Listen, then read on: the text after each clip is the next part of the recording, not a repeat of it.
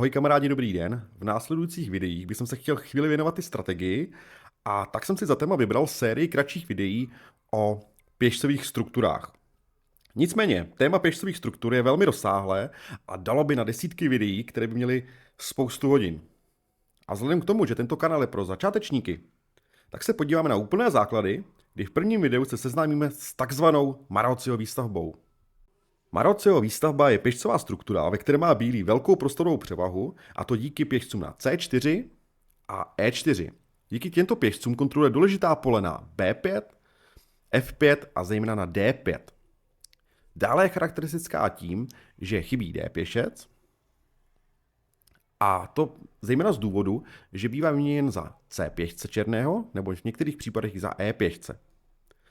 Tato struktura je pojmenovaná po maďarském velmistrovi Gézovi Marozzim, který hrál na přelomu 19. a 20. století a ve své době dokonce jednal o výzvě nebo o souboji zápasu s mistrem světa Emanuelem Laskerem. Do dnešního dne je tato výstavba velmi oblíbená a proto je dobré ji znát. Jak jsme si řekli, klíčem k Marozzově výstavbě jsou tedy pěšci na C4 a E4. Cílem bílého nebo úkolem bílého je si samozřejmě tyto pěšce udržet a udržet si tu krásnou prostorovou převahu. Na druhou stranu samozřejmě černý bude chtít mít určitou protihru a proto dalším úkolem bílého je této protihře zabránit. Typickými tahy určitý čas pro bílého jsou samozřejmě F3, B3, nicméně černý může plánovat tahy ve smyslu A6, B5 nebo dokonce E6, D5. Proto bych se nebál v určitý čas zahrát například B3, A4, abychom prostě jednoduše zabránili tomu plánu z A6, B5. A já si prostě myslím, že pokud bílý zná tuto výstavbu, tak jeho hra je velmi přirozená a hraje se celkem jednoduše. Ty nápady a to, jak to hrát, tak přichází k hráči přirozeně.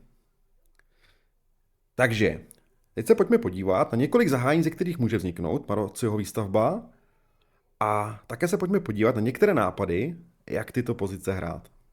Tak například anglická hra, pokud soupeř zvolí symetrickou variantu, tak někdy v budoucnu v této pozici je dokonce i E4 úplně přirozenou variantou.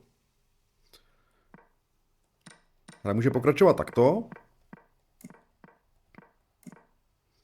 Když se dostáváme do této pozice a všimněte si, že tato pozice je v podstatě totožná s pozicí, jasně, jsou to navíc figurky, kterou jsme si ukázali před chvílí, to znamená, zde má černý fiančetovaného střelce, zahrál G6 a bílý má samozřejmě pěšce na C4 a F4, kontroluje pole D5 a samozřejmě i pole B5 a F5.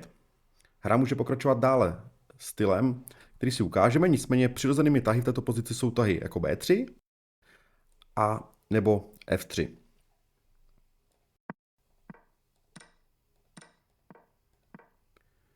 Nyní jsme se posunuli a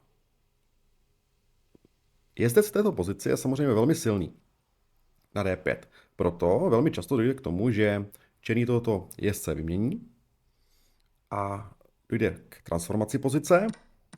A já bych tady doporučoval, samozřejmě záleží na konkrétní pozici, ale principální v této pozici je dobírat figurku E pěšcem a následně si doplnit tento pěšcový řetězec A2, D5, ale musíme si být jistí tím, že samozřejmě černý se ho pokusí narušit tahem B5.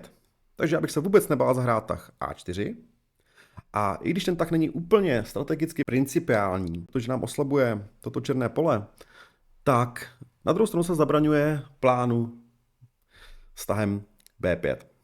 Budeme pokračovat. V této pozici byl určitě plánem černého, po výměně tedy střelců, hrát přes černá pole, dostat jezdce například na C5, protože bílý nemá už černopolného střelce, ale má bělopolného střelce. To znamená, je tady situace bělopolný střelec s jezdcem. Ale i tak bílý stojí velmi dobře. Zaměří se samozřejmě po věžovém výtahu na slabinku na E7. Slabina v pozici černého je tady E7. Zde.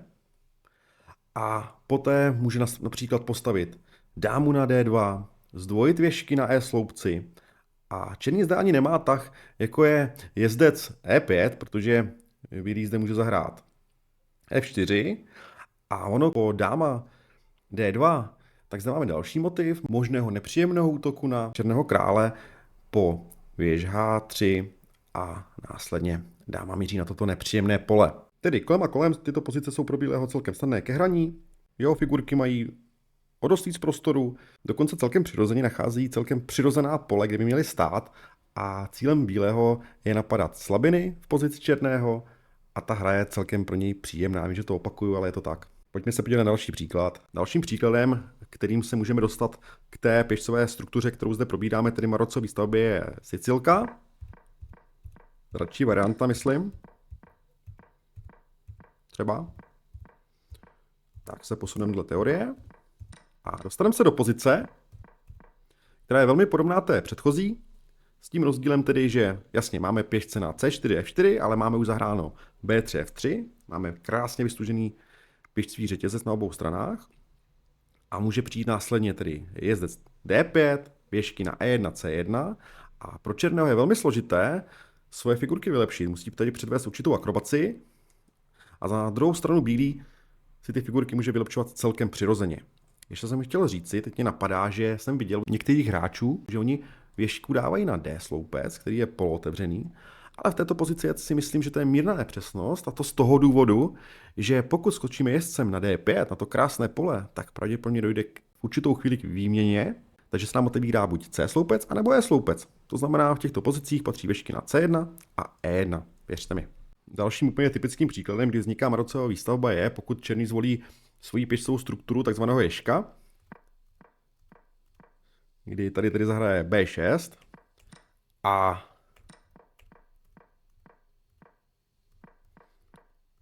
ježkem se rozumí pozice, kdy pěšci na dámském křídle černého jsou na 6. řadě, tak jak je naznačeno, kdy následuje vývin ve smyslu jezdec D7, dáma, C7, střelec na E7, takže hra by mohla pokračovat tímto způsobem.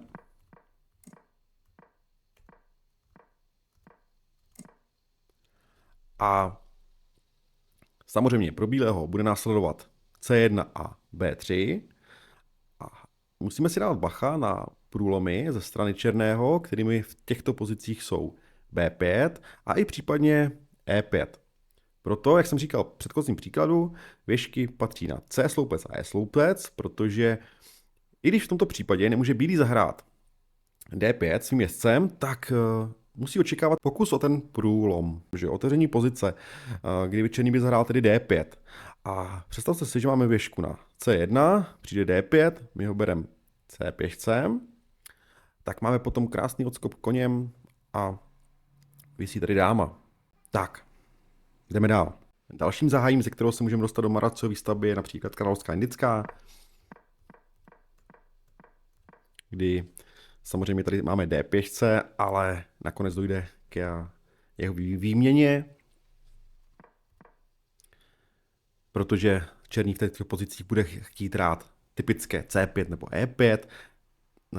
Bílý samozřejmě může zahrát jezdec F3 a pojďme se na to podívat. Trošku si to uděláme jinak než v předchozích příkladech. Zde černý zahrál tedy E5 a po jezdec F3 braní.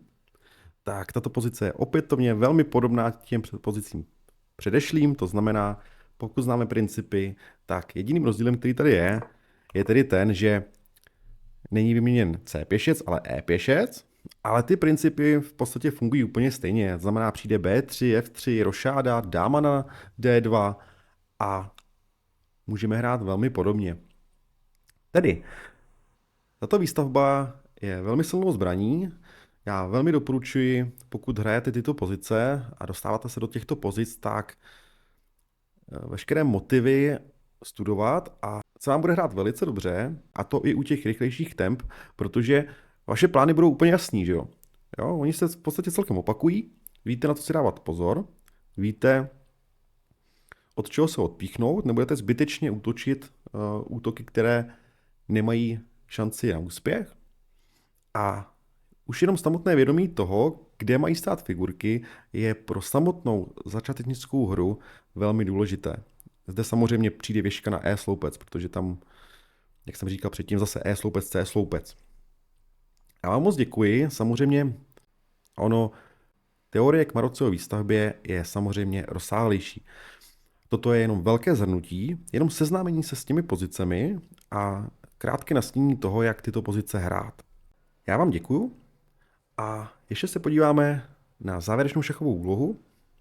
Na závěr zase krásná šachová úloha, tentokrát zase z konkrétní partie, kterou odehrál dokonce český šachista Luděk Pachman, velmistr Luděk Pachman, a našel zde nádhernou kombinaci, bílý je na tahu a ve výsledku získá figuru. Tak mi prosím to napište do komentářů, já vám moc děkuju za sledování a zase příště nashledanou.